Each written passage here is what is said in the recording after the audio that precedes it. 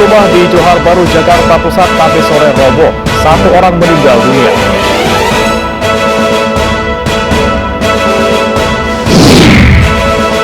KPK menahan Mardani Maming, mantan Bupati Tanah Bubu, terkait korupsi izin usaha tambang.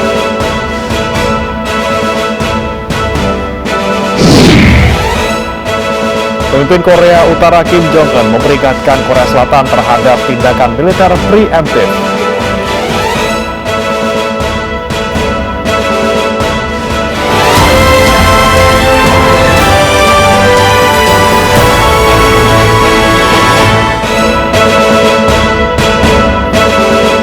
Selamat pagi pemirsa, kami hadir kembali dalam A-News Pagi, melengkapi informasi Anda pagi hari ini. Selain 3 berita utama tadi, kami juga telah menyiapkan sejumlah informasi menarik lainnya. Salah satunya, Kopda Muslimin yang menjadi buron dalam kasus penembakan istrinya sendiri dimakamkan tanpa upacara militer. Bersama saya, Bremana Tenaya, inilah A-News Pagi selengkapnya.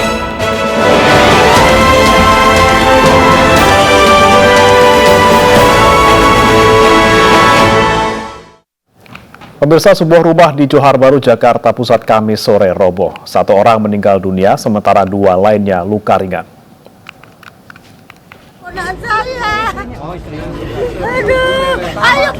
Tangis wanita ini pecah saat ia mendatangi lokasi robohnya sebuah rumah di Johar Baru, Jakarta Pusat. Ia terus meminta petugas mencari anggota keluarganya yang masih hilang. 3 orang menjadi korban dalam peristiwa naas ini. Hingga malam, petugas gabungan Basarnas dan Damkar masih menyisir lokasi untuk memastikan tidak ada lagi korban yang tertimbun, sekaligus mengevakuasi harta benda milik korban. Petugas sempat kesulitan karena listrik yang masih menyala di rumah itu. 3 orang itu, 1 laki-laki, 2 wanita dewasa. 1 laki-laki dapat menyelamatkan diri. Yang 2 kita evakuasi. Kita evakuasi itu kondisinya yang pertama, wanita sudah meninggal. Yang kedua, sekitar 15 menit kita lakukan evakuasi kembali. Alhamdulillah, wanita juga dewasa. 3 orang, 3-tiganya warga di sini. Ternyata tadi juga ada anak kecil, tapi mereka juga sudah menyelamatkan diri. Betul, 3-tiganya adalah penghuni dari rumah tersebut. Evakuasi warga yang selamat pada Kamis sore berlangsung dramatis. Setelah sempat terhimpit beberapa saat, akhirnya wanita lansia ini dapat dievakuasi dengan selamat. Dari 3 warga yang menjadi korban, 1 orang meninggal dunia, sementara 2 lainnya luka-luka. Sebelum kejadian, warga sempat mendengar suara retakan dari bangunan tersebut. Yang saya tahu tadi kan lagi ada pekerjaan untuk sedang melakukan pembukaan. Nah, itu pas saya lagi posisi di depan situ, mulai ada bunyi retakan, terus gedung mulai miring, saya udah mulai kabur. Tahu langsung roboh gitu ya? Roboh langsung. Pas saya lari itu roboh. Polisi kini masih menyelidiki penyebab pasti robohnya bangunan ini. Dari Jakarta, Tim Liputan iNews melaporkan. Eksekusi lahan sengketa di kawasan Pancoran, Jakarta Selatan diwarnai kericuhan antara warga dan petugas gabungan. Kericuhan diduga karena pihak tergugat berusaha mempertahankan tanah dan bangunannya.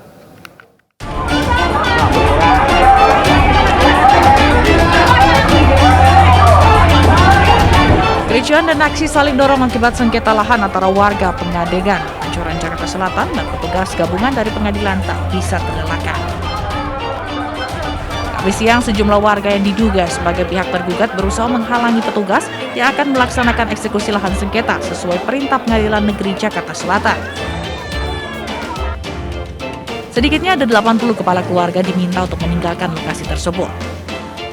Perlawanan dari pihak termohon itu aja, keluarga aja, dari warga enggak. Murni dari pihak termohon mengadakan perlawanan fisik, tapi nggak seberapa. Kericuhan akhirnya dapat diredam setelah petugas berdialog dengan warga dan eksekusi dapat dilaksanakan. Dari Jakarta, Helmi Sajangbati, iNews melaporkan. Polisi menangkap 9 anggota geng motor yang menganiaya seorang remaja di Cilegon, Banten. Penganiayaan dipicu aksi saling menantang antara pelaku dengan korban di media sosial.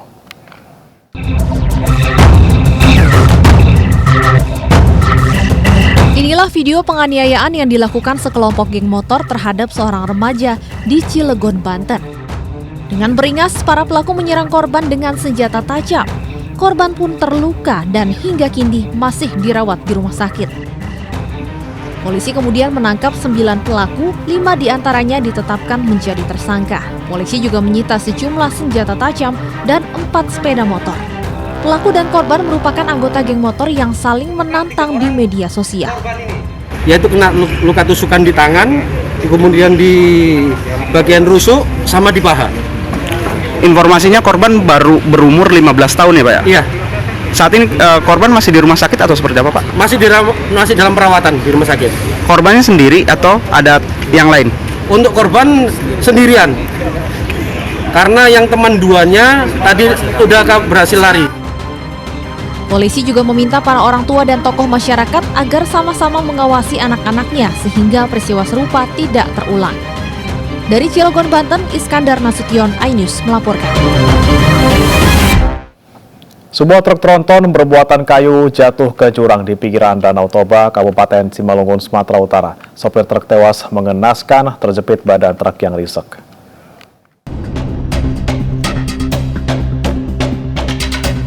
Evakuasi korban kecelakaan di Jalan Sigabanding, Kabupaten Simalungun, Sumatera Utara berjalan dramatis. Tim SAR dibantu warga berusaha mengeluarkan korban dari badan truk. Kondisi tanah yang menurun dan tebing terjal membuat petugas kesulitan mengevakuasi korban. Proses evakuasi korban berlangsung selama 5 jam. Kejadian berawal saat truk yang dikemudikan Muhammad Syafil datang dari arah Pematang Siantar. Diduga truk hilang kendali saat jalan menurun sehingga terjun ke dalam jurang. Satu buah truk muatan kayu yang terjun langsung ke jurang sedalam 5 meter. Masih belum diketahui penyebabnya, masih diselidiki oleh pihak kepolisian. Untuk kejadian terjadi di jam 3 dini hari tadi, ya, dilaporkan ke tim Basarnas itu jam 5 pagi. Polisi masih menyelidiki penyebab kecelakaan, sementara korban dibawa ke rumah sakit untuk diotopsi. Dari Simalungun, Sumatera Utara, Dharma Setiawan, iNews melaporkan. Seorang pengendara motor di Kabupaten Bekasi, Jawa Barat menabrak mobil yang melintas dari arah berlawanan akibat menerobos traffic light. Insiden terekam kamera pemantau yang terpasang di lokasi kejadian dan viral di media sosial.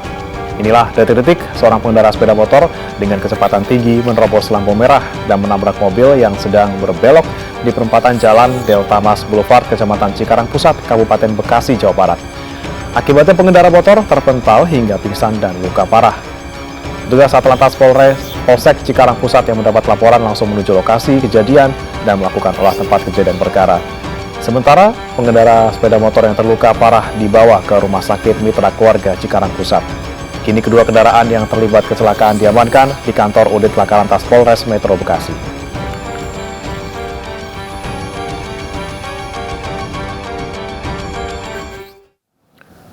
Video seorang penyandang disabilitas dilarang masuk KRL viral di media sosial. Penolakan terjadi karena calon penumpang tersebut menggunakan sepeda roda 3 yang dimodifikasi menjadi kursi roda. Saya kan naik KRL nggak gratis, saya bayar. Iya, tapi peraturannya yang seperti saya nggak pernah dapat penolakan loh di mana-mana. Iya, tapi kita diduga gara-gara menggunakan sepeda roda 3 yang dimodifikasi menjadi kursi roda, seorang penyandang disabilitas dilarang menaiki KRL dari stasiun Solo Balapan, Jawa Tengah. Padahal, kursi roda tersebut merupakan alat bantu agar bisa berjalan mandiri. Dari video yang beredar, 3 petugas tengah beradu argumen dengan pria penderita cerebral palsy tersebut. Menanggapi hal tersebut, Wali Kota Solo, Gibran Rakabuming Raka, beranggapan seharusnya penyandang disabilitas tidak masalah menggunakan KRL, bus, dan sarana transportasi lainnya. Gibran menyerahkan permasalahan tersebut kepada PT KAI sebagai pemangku wilayah. Seorang difabel, itu tidak boleh naik itu. ukuran anunya terlalu panjang atau Apa nih? ukuran Kursinya? Sebenarnya apa tuh KRL ya? Iya bang, gue tak boleh iya mas ya. Harusnya nggak apa-apa. Sementara itu pihak KAI Komuter menyatakan sangat terbuka terhadap kritik dan masukan warga. kami dapat klarifikasi bahwa penumpang tersebut tidak pernah kami larang dan sudah naik KRL. Kemudian untuk penggunaan kursi roda, ini memang karena sedikit berbeda, kami hanya ingin memastikan ya keselamatan ketika naik turun baik ke lift ataupun menuju peron, sehingga pengguna jasa komuter lain siapapun yang menggunakan fasilitas ini dapat terlayani dengan baik. Pihak KAI Komuter akan segera menindaklanjuti peristiwa viral tersebut, sehingga pelayanan dan fasilitas tetap dirasakan oleh masyarakat, termasuk penyandang disabilitas. Dari Solo, Jawa Tengah, Septiantoro melaporkan. Seorang pria di Surabaya harus berusaha dengan petugas unit PPA Satreskrim Polrestabes Surabaya lantaran tertangkap basah merekam wanita yang sedang mandi. Aksinya dipergoki korban yang merupakan tetangga kosnya sendiri.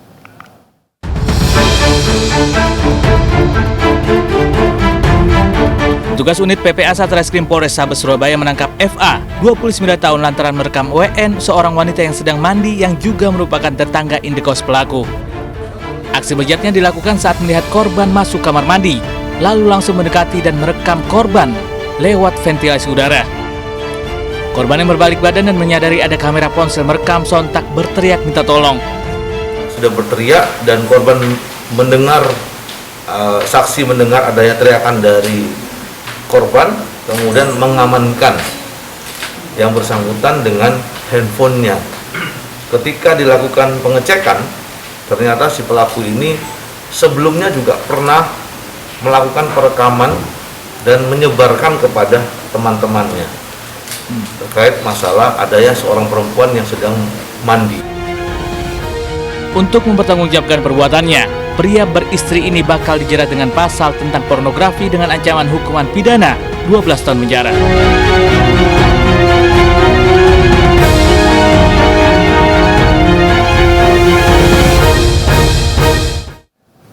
Seekor ular sanca masuk ke permukiman warga di Jalan Adipura, Makassar, Sulawesi Selatan. Petugas pemadam kebakaran sempat kesulitan saat hendak mengevakuasi ular sepanjang 2 meter itu.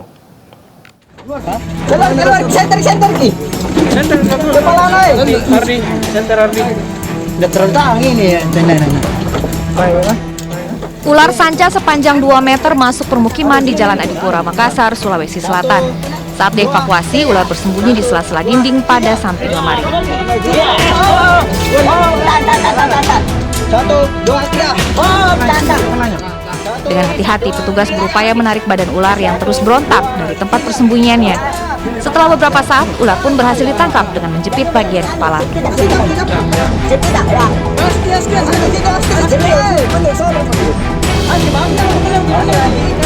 Kebetulan ularnya sudah dievakuasi warga di daerah Jalan Adipura. Kalau melihat dari video yang dikirimkan si pelapor, kemungkinan besar panjangnya kurang lebih 4 meter. Ya, dan jenisnya itu ular sanca. Usai dievakuasi, ular sanca dibawa ke Mako Damkar untuk diserahkan ke BKSDA Sulawesi Selatan dan dilepas ke alam liar. Dari Makassar, Sulawesi Selatan, Julius Vin, iNews melaporkan. Warga di Jagakarsa, Jakarta Selatan digegerkan dengan kemunculan seekor monyet yang masuk ke dalam rumah dan mengacak-ngacak perabotan. Pemilik rumah yang takut langsung menghubungi petugas damkar.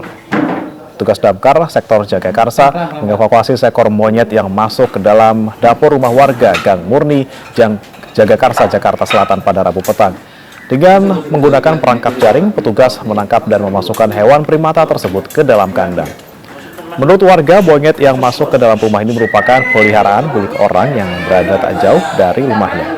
Atas kejadian ini, warga berharap kepada pemilik hewan agar tidak memelihara monyet dan sejenisnya di lingkungan yang padat penduduk karena dapat membahayakan warga sekitar.